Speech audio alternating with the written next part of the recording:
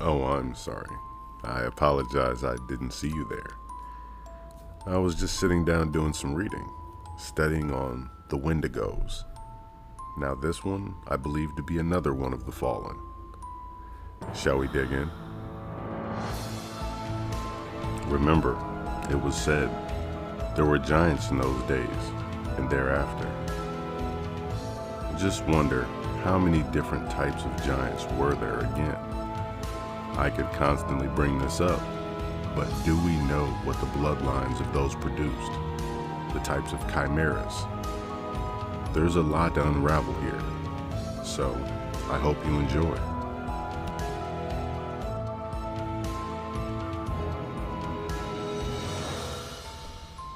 The Wendigo.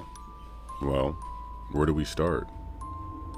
The Wendigo is also known as he who lives alone, or also known as the hermit. But the Wendigo is a demonic creature from Ojibwe folklore. It means the cannibal, or evil spirit in Algonquin. For a human to become a Wendigo, they must travel into the creature's region and make offerings of flesh and prayers to this creature. Now, that is not the only way the Wendigo is created. That is just one. But in this method, the Wendigo will either consume the person, thereby ending their petition, or adopt them. Once adopted, the individual's heart will turn cold. They will immediately begin to chew off their own lips in a desperate act to consume some form of flesh. It is said that Wendigos created in this fashion are never as big or terrifying as those that are naturally born. Though the Wendigos are typically male, these cannibals eventually become giants, having a simian or ape-like face, bloodshot eyes, and huge jagged teeth. And the heart is made of ice. They are addicted to human flesh and said to be as tall as pine trees once full grown, with long hair covering their entire bodies. Their long and narrow feet have one toe, each and pointed heels, and they smell of death. The Wendigos hunt in the subarctic forests and are in search of humans to consume at all times. When it cannot find humans, it will slowly begin to eat parts of its own body. Eventually, it is said that when it can no longer do that, it will start to consume moss and rotten wood, and eventually it's told that it will eat its youngest child first, and then lead to the rest, eventually consuming the rest of his family. Blizzards accompany the Wendigo within travels, and on occasion you will see them hunt in packs. Now the Wendigos can normally be noticed, not like any other creature, but they've been known to run through the woods screaming in rage, scratching and breaking branches. What it said, they can normally be found in the Canadian and the Great Lakes regions. Anywhere that it gets cold is their hunting grounds. Now, as I mentioned before, that was just one way of becoming a Wendigo. It is also said that others who have become so cold from greed and gluttony, it will take over their body, and they too will become what would be considered a Wendigo of some form. But the Wendigo will not be external. It will be the internal form, and it will still walk as a man. The old stories say that if an individual is caught before the Wendigo has fully taken over, you can capture them, bind them, and sit them by the fire. The smoke and the heat will make the demon run away, and the person's heart will be warmed and the ice will be broken. Now, to say these Wendigos would come in one particular shape or form, I don't believe so. They have been reported in many different areas and come in many different variations. Now, there are many tales of lost hunters who were driven out or lost with their group, and during brutally cold winters, in order to survive, intense hunger drove them to cannibalism.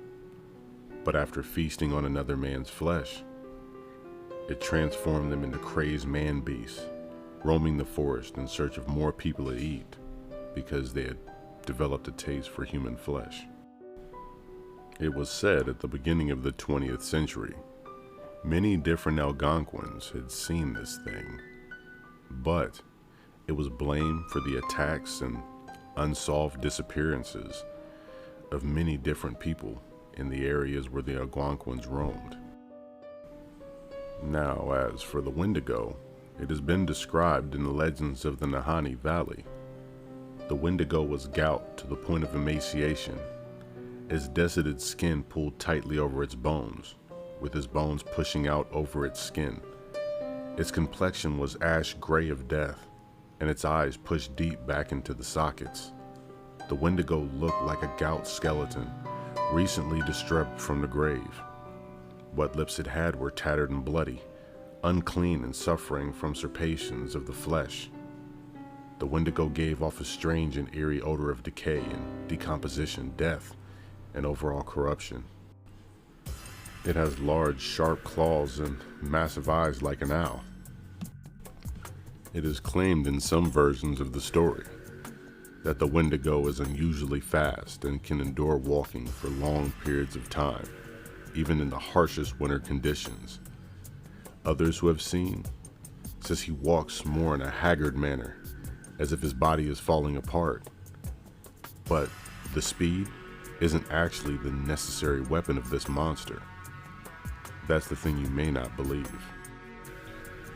Even though fast, unlike other terrifying carnivores, the Wendigo doesn't rely on pursuing its prey in order to capture and eat it.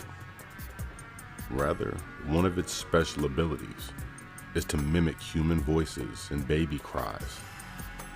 He then uses this skill to lure people in and to draw them away from their civilization, where other people are.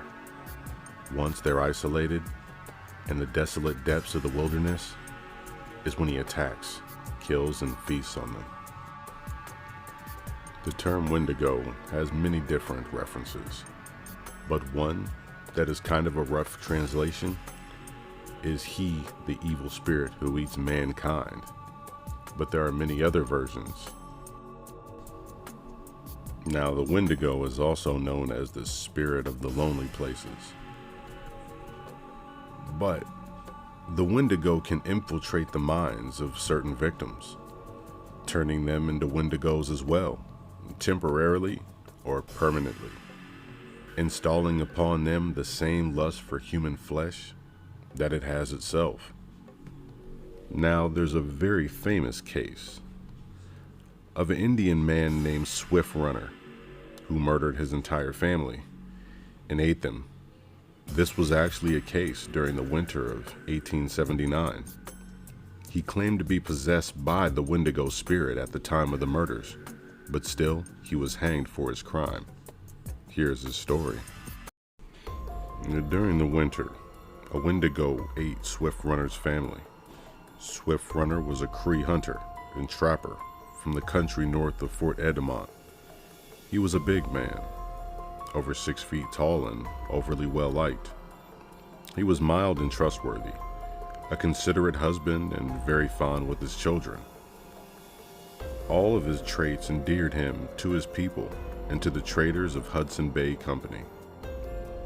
But it wasn't enough to allay suspicion when he returned from the winter camp in the spring of 1879 without his wife or family. When he could not give satisfactory account for their whereabouts, his in-laws became very worried. They decided to tell the Northwest Mounted Police, who had been in the West for just 5 years. Inspector Gannon was given the task of investigating Swift Runner's behavior. He and a small party of policemen accordingly trekked out to the trappers' camp. Swift Runner obliged, showing the mounted policemen a small grave near the camp. He explained that's where one of his boys had died and he was buried. Gannon and his detachment opened the grave and found the bones undisturbed. That, however, didn't explain the rest of the human bones scattered around the encampment. Ganon produced a skull, which Swiftrunner willingly told him that was his wife's. Without any probing, Swiftrunner revealed to them what had happened to the rest of his family. At first, he calmly explained, he became haunted by dreams. Then a Wendigo spirit called to him to consume all those around him. The spirit crept through his mind, gradually taking control. Finally, he became a Wendigo, and Swiftrunner was no more. Then the Wendigo killed and ate Swiftrunner's wife. The accomplished Wendigo forced one of Swiftrunner's boys to kill and butcher his younger brother. While enjoying this, the spirit hung Swiftrunner's infant by the neck. It was later shown that he had also done away with Swiftrunner's brother and his mother-in-law, though he acknowledged that she had been a bit tough. The revolted mounted police party hauled Swiftrunner and the mutilated evidence back to Fort Saskatchewan. The trial began August 8th of 1879. The judge and jury did not view the Wendigo idea with the same light as the Cree. They saw Swiftrunner as a psychotic murderer, and the trapper made no attempt to hide his guilt whatsoever. Magistrate Richardson quickly sentenced him to be hanged. The sentence presented a problem. The police had never conducted an execution. A gallows was erected within fort enclosure just for him, and standing over the trap, the unrepentant cannibal was given the opportunity to address the large crowd that had gathered. He openly acknowledged his guilt and thanked his jailers for their kindness, then berated his guards for making him wait in the cold so long to be hung. The execution had been ordered to take place at 7:30 a.m., December 20th of 1879. With less than half an hour to go, it was discovered that the crowd had taken the trap from the gallows and burned it as kindling. The hangman had forgotten to bring straps to bind the prisoner's arms. As the sheriff and the hangman rushed to get the scaffold ready, Swiftrunner sat near one of the fires that had been lit nearby, joking and chatting and snacking on pemmican, the thick loose noose hanging still around his neck. I could kill myself with the tomahawk, he offered, and possibly save the hangman any further trouble. After 2 hours, the gallows was erected again, and the execution was finally ready to proceed. He was allowed to eat one final pound of pemmican before he was pinioned tightly to the rope and was taken to the scaffold, where a thick black hood was placed over his head. Just before the trap fell, Swiftrunner said to the people, "I am no longer a man," and Swiftrunner went down with fearful force. There was a drop 5 foot, the Daily Evening Mercury reported. He died without a struggle. The body was cut down in an hour and buried in the snow outside the fort. It was later found out, the year prior, Swiftrunner had to resort to cannibalism in the cold by eating another hunter. It is said that is when the Wendigo entered his mind. He began to drink. He began to become extremely mean, and his face became more and more ugly. Eventually, he turned his little area into what they called Little Hell. His family was exiled, including him, his brother, and his 6 children. And that is the story of Swiftrunner and the Wendigo that took him over. Now you may ask if I really believe the Wendigos exist. That I cannot tell you, but I can tell you there's something beyond this physical realm, something more than what man knows or science can prove. There are things that have fallen, and I believe with the fallen angels, many things, many offspring from them. So there are many things out there. No one knows exactly what they are, but there are things that do attack the hearts and minds of men, because we don't only war with flesh and blood, but the spirit, things in the spiritual realm. And so, who really knows? But I believe in the fight for good and evil. Never let evil overcome you, because there are things worse than we would ever know out there.